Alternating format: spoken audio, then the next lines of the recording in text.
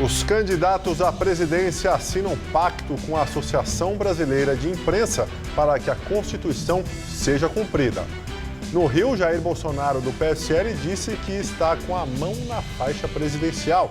E Fernando Haddad, do PT, que vai respeitar a lista tríplice para eleger procurador da República. O Ibope divulgou agora à noite pesquisa com intenção de votos para presidente em São Paulo. Bolsonaro aparece com 63% contra 37% para Haddad. O Ibope também divulgou os números para o governo de São Paulo. João Dória, do PSDB, tem 52% e Márcio França, do PSB, 48% dos votos válidos. O segundo turno das eleições está chegando, mas ainda há quem tenha dúvida sobre as urnas eletrônicas. E elas só deixam os cartórios eleitorais na véspera da eleição com um funcionário da Justiça Eleitoral sob escolta da Polícia Militar. Você acompanha essas e outras notícias agora no Jornal da Gazeta, edição das 10.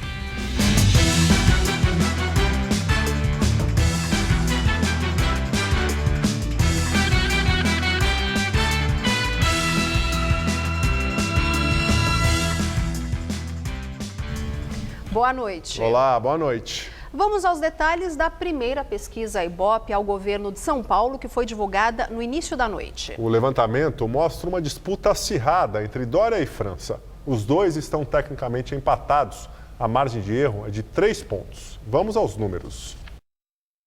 João Dória, do PSDB, tem 46% dos votos totais. Márcio França, do PSB, 42%. Brancos nulos, 10%. Não sabem, não responderam, 2%. Nos votos válidos, que excluem brancos e nulos, Dória tem 52% e França, 48%. O Ibope também analisou a rejeição dos candidatos. 32% disseram que não votariam em Dória e 20% em França. Hoje, o candidato do PSDB ao governo de São Paulo, João Dória, fez campanha na capital. Ele prometeu ampliar a construção de moradias populares. Dória visitou um conjunto habitacional em Itaquera, na zona leste de São Paulo, e conheceu um dos apartamentos. O residencial Safira tem 12 torres e 952 unidades e deve ser entregue em dezembro. A obra é uma parceria dos governos federal, estadual e municipal. O candidato do PSDB aproveitou para apresentar suas propostas para a habitação. Nós temos um déficit em São Paulo, no estado de São Paulo, de 1.300.000 unidades habitacionais para a população de baixa renda, população sem renda. Um déficit elevado por força da grandeza do próprio estado. A nossa meta nos próximos 4 anos é para construir 140.000 unidades habitacionais, que é um número plausível, é um número realista, é um número um pouco superior àquilo que o governador Alckmin fez na sua gestão, foram 130.000 habitações populares, e este é o programa que nós vamos ter como meta. João Dória vem tentando cada vez mais se aproximar do candidato à presidência da República pelo PSL, Jair Bolsonaro. O ex-prefeito de São Paulo vem explorando nas suas campanhas a imagem do presidenciável para tentar vencer o segundo turno das eleições. Hoje, os carros de apoio ao candidato e alguns militantes já usavam um novo material de campanha, onde Dória aparece ao lado de Bolsonaro. Na semana passada, o tucano viajou para o Rio de Janeiro em busca de apoio do candidato à presidência. Mas Bolsonaro não recebeu o tucano, alegando estar indisposto. Mas gravou um vídeo desejando boa sorte ao candidato de São Paulo. Depois de elogiar o presidenciável, Dória defendeu o porte de armas para pessoas que moram no campo, tentando alinhar o seu discurso ao de Bolsonaro. Eu entendo que deve ser concedido, mediante, evidentemente, critérios e todo ano reavaliações, como é feito em outros países. À tarde, João Dória deu uma entrevista a uma rádio em São Paulo. O candidato do PSB, Márcio França, esteve em Campinas, interior de São Paulo. Entre as propostas, ele anunciou que, se for eleito, vai transferir pelo menos 8 secretarias estaduais para o interior. Márcio França visitou o Instituto Agronômico de Campinas. O candidato do PSB ressaltou a importância do Instituto, referência em tecnologia que ajuda principalmente na produção de café, feijão e trigo. França anunciou que, se vencer a eleição, pretende fazer a transferência de pelo menos 8 secretarias estaduais para o interior do estado. O atual governador não detalhou o projeto, mas disse que uma das pastas será a da agricultura. Ele falou que o novo espaço funcionará dentro do próprio Instituto Agronômico, com as mesmas atribuições, porém mais perto dos pesquisadores. A sede da Secretaria de Agricultura será aqui. Nós vamos transferir 8 secretários de Estado para o interior de São Paulo. É uma maneira de descentralizar e trazer o comando para próximo dos institutos e também do interior. O candidato também falou que pretende otimizar o repasse de 10% do orçamento anual de 1 bilhão e 300 milhões de reais da FAPESP, a Fundação de Amparo à Pesquisa para Institutos Menores do Estado. O repasse, que soma 130 milhões de reais, foi aprovado há 2 anos, mas estaria defasado. Segundo França, este dinheiro ajudaria a melhorar a produtividade desses institutos. Essa é uma novidade que permitiu que os institutos voltassem a respirar. Muito dessas agruras, dessas angústias que eles passaram, é porque eles estavam vendendo o almoço para pagar o jantar. Todos os institutos tiveram muita dificuldade para sobreviver. Agora, com um acréscimo de 130 milhões, eles vão dar um outro respiro importante para inovação e para tecnologia. O presidenciável Fernando Haddad disse que vai respeitar a lista tríplice para a escolha do novo Procurador-Geral da República. O petista fez campanha aqui em São Paulo. Fernando Haddad passou a manhã num encontro com pastores e líderes evangélicos que declaram que não votam no adversário dele. Ao lado da mulher, Ana Estela, ouviu orações e cânticos. Haddad tenta reconquistar uma parte do eleitorado evangélico que já foi simpática ao PT e que agora apoia Jair Bolsonaro. O ex-prefeito de São Paulo se apresentou como cristão, falou em justiça divina e prometeu defender a liberdade de religião e de culto. Disse que o Estado laico é o que abraça todas as crenças e que um presidente não pode impor o próprio ponto de vista à sociedade. Posições reafirmadas numa carta de compromisso que cita salmos bíblicos e que foi distribuída no evento. Haddad pediu a ajuda dos pastores para combater as notícias falsas na internet. Porque isso não vem a público, olho no olho. Isso não vem de forma honesta. Poderia ser questionado sobre qualquer assunto. Quem pretende ser presidente da República tem que poder responder a toda e qualquer pergunta sem medo da pergunta e de quem perguntou. Mas não. Esses boatos, rumores, eles atravessaram uma arena em que não é possível debater, não é possível discutir. Sobre a decisão do ex-presidente Fernando Henrique, Haddad disse que, apesar da posição de neutralidade anunciada hoje pelo Tucano, outros nomes do PSDB apoiam a candidatura dele. Faço referência às pessoas que têm, sobretudo no Covas, uma referência dentro do PSDB. O convite permanece para que os democratas se somem, nem todos vão atuar da maneira como eu gostaria e como eu sugeriria, inclusive, para uma pessoa com a formação que ele tem. Aos jornalistas, Fernando Haddad garantiu que vai respeitar a lista tríplice para a escolha do novo Procurador-Geral da República e que, de preferência, a opção será o mais votado pela categoria.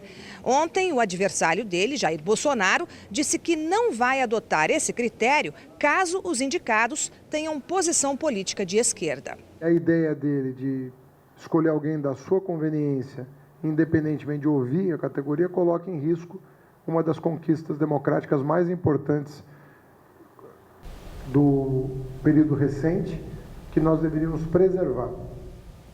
Jair Bolsonaro foi à Polícia Federal no Rio para agradecer a proteção dos policiais e disse que já está com a mão na faixa presidencial.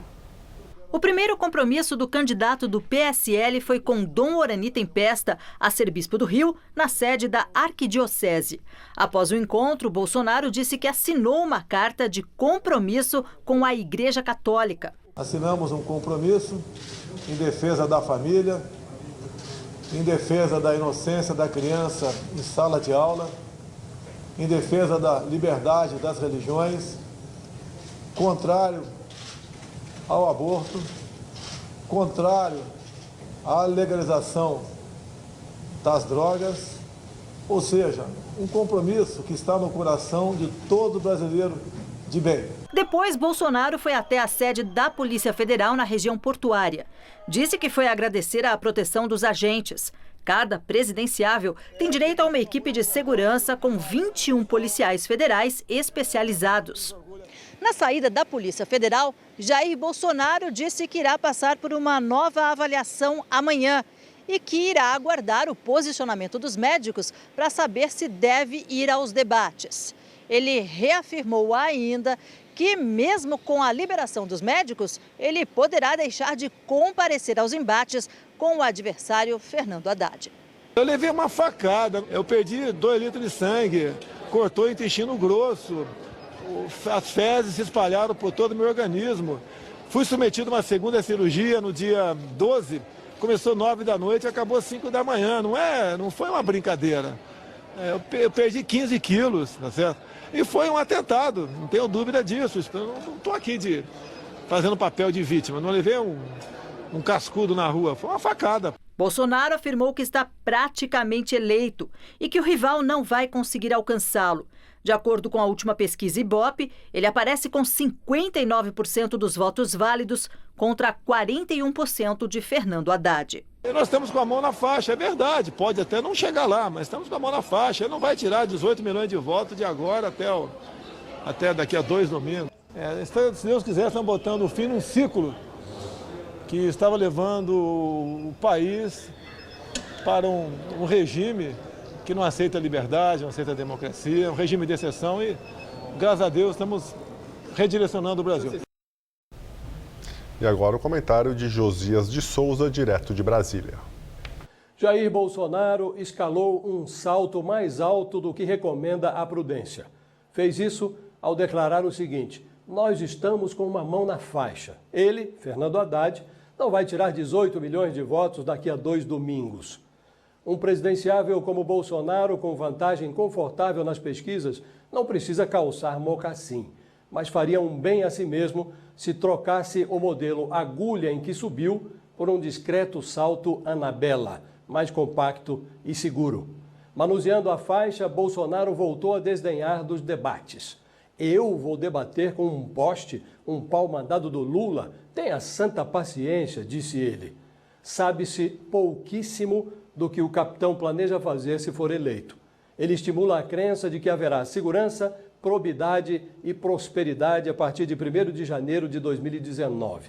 Foi assim, equilibrando-se num salto agulha, que Dilma Rousseff enganou a plateia em 2014. Depois, calçando havaianas, o brasileiro foi às ruas para exigir o impeachment. Deu em Bolsonaro. Boa noite. A pesquisa Ibope ouviu os eleitores do estado de São Paulo em relação à corrida presidencial. De acordo com o Instituto, entre os eleitores paulistas, o candidato Jair Bolsonaro, do PSL, lidera com um total de 55% das intenções de voto, contra 32% do petista Fernando Haddad. Os indecisos são 2% e 10% entre os votos são brancos e nulos. No cálculo dos votos válidos, Bolsonaro tem 63%, enquanto Fernando Haddad aparece com 37%. A pedido da Associação Brasileira de Imprensa, os candidatos à presidência da República, Jair Bolsonaro do PSL e Fernando Haddad do PT, assinaram um termo de compromisso para respeitar os direitos previstos na Constituição, mais especificamente o artigo 5º, que se refere à inviolabilidade do direito à vida, à igualdade, à segurança e à propriedade. O documento também tem uma cláusula para garantir os direitos à informação e, consequentemente, à liberdade de imprensa.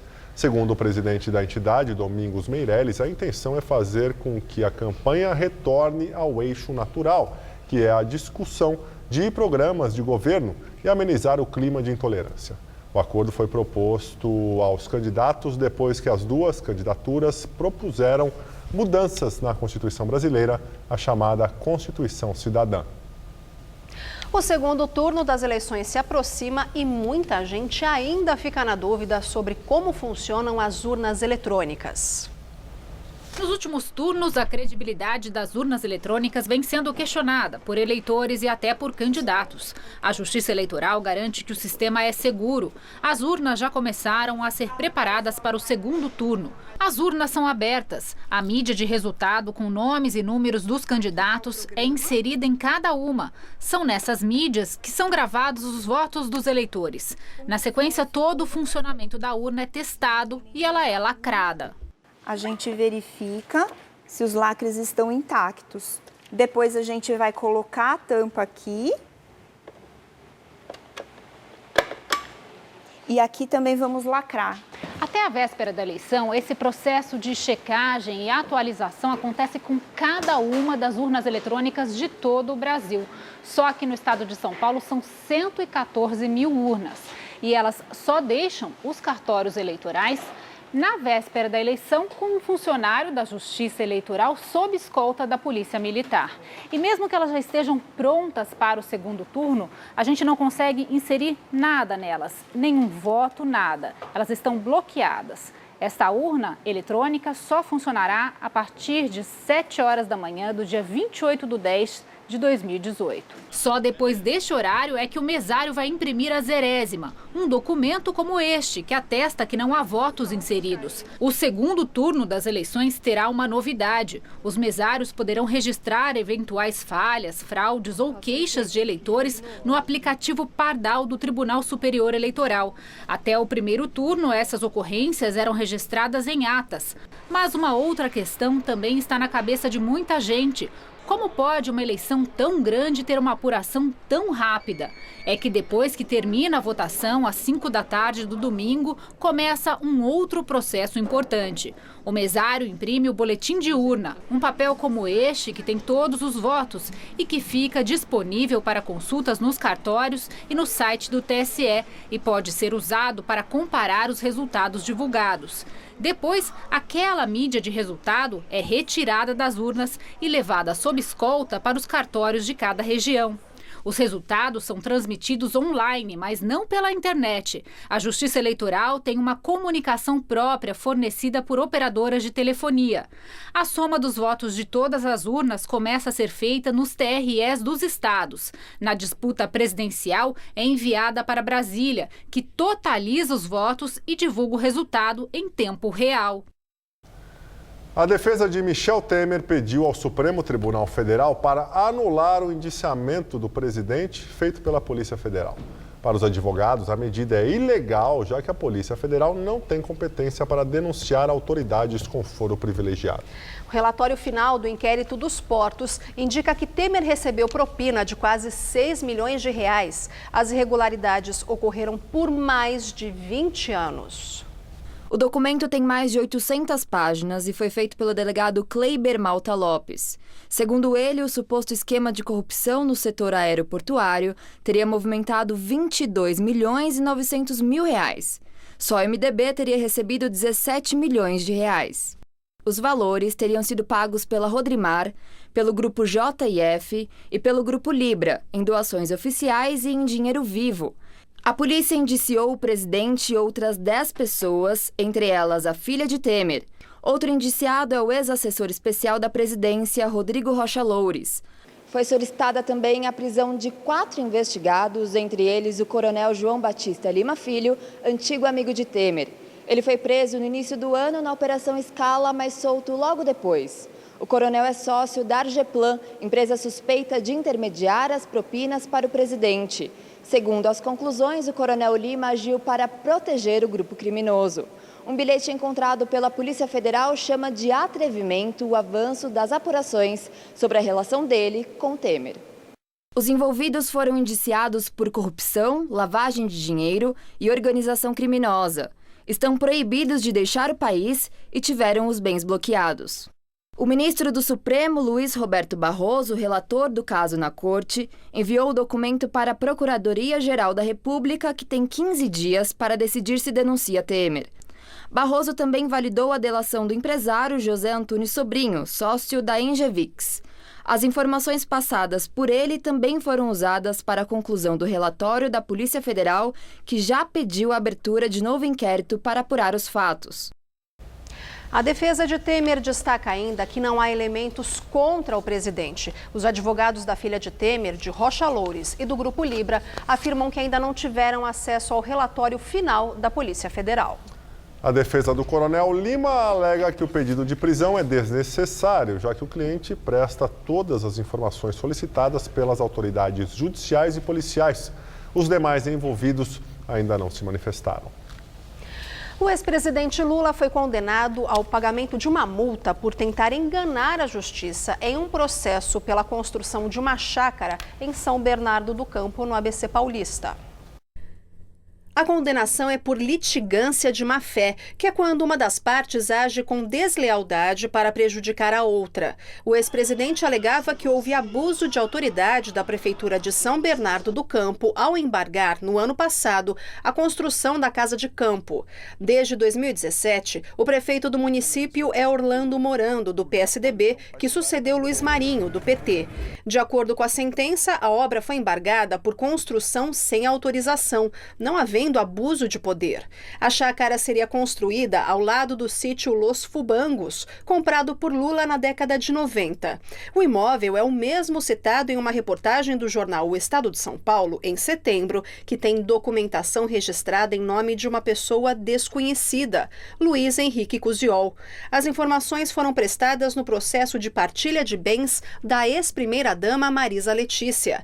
O advogado de Cusiol informou que o imóvel era do pai dele e foi vendido em 2002. Em nota, a defesa do ex-presidente Lula afirmou que vai recorrer da sentença. A companhia BRF, que reúne marcas como Perdigão e Sadia, negocia um acordo de leniência com o Ministério Público Federal. Segundo o jornal O Estado de São Paulo, o ex-ministro e ex-presidente da Petrobras, Pedro Parente, que é presidente da BRF, estaria à frente da negociação, que envolve também a Controladoria Geral da União. O acordo é referente a um desdobramento da Operação Carne Fraca de março do ano passado e entre os fatos que deverão ser explicados está o funcionamento de um esquema de pagamento de propinas para fiscais do Ministério da Agricultura. O ex-governador do Paraná, Beto Richa, do PSDB, e seu irmão, Pepe Richa, entraram com pedido de habeas corpus na Justiça para evitar prisões em investigações da Polícia Federal. Os dois foram alvo de 3 operações da PF e chegaram a ser presos em setembro, mas foram libertados pelo ministro do STF, Gilmar Mendes. Beto e Pepe Richa são suspeitos de receberem propina em contratos para a construção de rodovias no Paraná e também de desviarem dinheiro para a recuperação de estradas rurais no estado. Você vai ver a seguir que o Facebook avisou os brasileiros sobre informações roubadas. Ter um corpo malhado é o desejo de muita gente. Mas quais os desafios para quem quer ter uma vida fitness? Quem conta pra gente no Todo Seu de hoje são os atletas Felipe Franco e Anderson Marinho. No nosso palco tem a voz impressionante da diva do blues, minha querida Tia Carol. Todo Seu é hoje, 10h30 da noite. Vem, tô te esperando. Baby, baby, baby, just one more time. Dor de ouvido, incômodo no nariz ou garganta são situações que atrapalham seu dia a dia. Aqui no Hospital Paulista, você conta com estrutura completa para tratar as dores mais comuns até as cirurgias complexas em otorrinolaringologia. Especialista em todas as consultas, pronto-socorro 24 horas, centro cirúrgico e UTI modernos, além de atendimento humanizado. Hospital Paulista, especialista em ouvido, nariz e garganta. Dr. Brasil Neto, diretor técnico médico, CRM/SP 70149.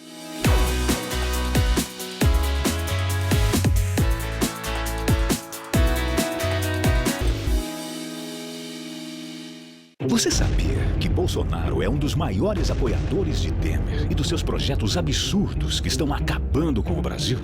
Bolsonaro votou com Temer para tirar os direitos de milhões de trabalhadores brasileiros. Votou com Temer para congelar os investimentos com saúde, educação e segurança por 20 anos. E o partido do Bolsonaro, o PSL, é o que mais vota a favor de Temer em todo o Congresso.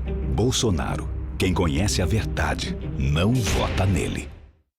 Tá a fim de escrever a sua própria história? Que tal dirigir a sua própria vida? Então corre pra cá, que a sua hora chegou. Bem-vindo ao Universo Casper. um lugar certo para você pensar, criar e questionar. Na Casper, razão e emoção se unem para fazer diferente, fazer melhor. E você, aceita o desafio? Tem muita coisa nova te esperando por aqui. Faculdade Casper Líbero. Paixão por comunicação.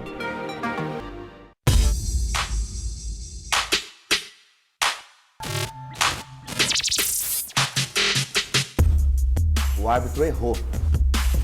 Deplorável. Nunca vi isso. Foi lambança pra todo lado. O futebol brasileiro tá nessa porcaria que tá por causa disso. Mesa Redonda, todo domingo, 21h.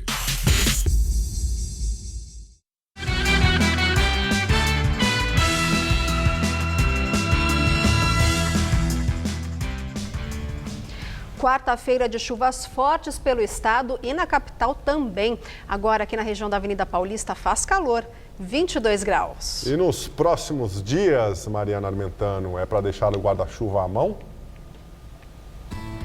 Melhor deixar sim, viu? A previsão é de um dia quente, abafado e essa combinação de calor e alta umidade resulta em chuvas. Mas o tempo muda bastante nesses próximos dias, viu? Haja saúde, olha só.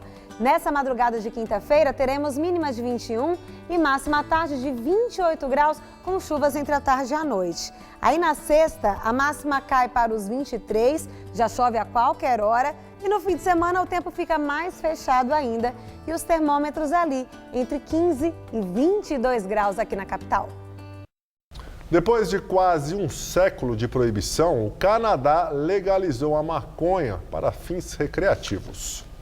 O objetivo do governo canadense é deter o tráfico e conscientizar os jovens sobre os impactos da erva na saúde. Apenas algumas províncias canadenses aprovaram a abertura de lojas que vão vender a droga legalmente. Os consumidores podem comprar a maconha legalmente pela internet em sites administrados por governos locais e varejistas licenciados. Os canadenses estão entre os maiores usuários per capita de cannabis. 1 em cada 8 já consumiu maconha este ano. Trabalhadores de saúde pública dizem que a legalização provoca um diálogo aberto sobre como o uso da droga pode afetar tarefas da vida comum, como dirigir ou trabalhar. O Facebook começou hoje a avisar os brasileiros que tiveram informações sigilosas roubadas do banco de dados da empresa. A brecha na segurança da rede social entre 14 e 27 de setembro afetou cerca de 30 milhões de pessoas em todo o mundo, mas a empresa não esclareceu quantos brasileiros tiveram dados confidenciais roubados. O aviso sobre o acesso indevido a dados pessoais deve aparecer no topo da página de cada usuário afetado. No comunicado, o Facebook alega que agiu rápido para garantir a segurança dessas informações e que está trabalhando com as autoridades competentes para identificar os responsáveis. Em março, em outro caso, a empresa admitiu o vazamento de dados de mais de 87 milhões de usuários, inclusive mais de 440 mil contas aqui no Brasil. Informações coletadas ilegalmente pela consultoria britânica Cambridge Analytica teriam sido utilizadas para montar a estratégia de campanha de Donald Trump em 2016. Nós ficamos por aqui. A edição de hoje pode ser vista no site do Jornal da Gazeta. Muito obrigado pela sua companhia. Tenha uma ótima noite. Até amanhã, Luciana. Até amanhã, Gabriel. Ótima noite para você e fique agora com o Rony Fon no Todo Seu.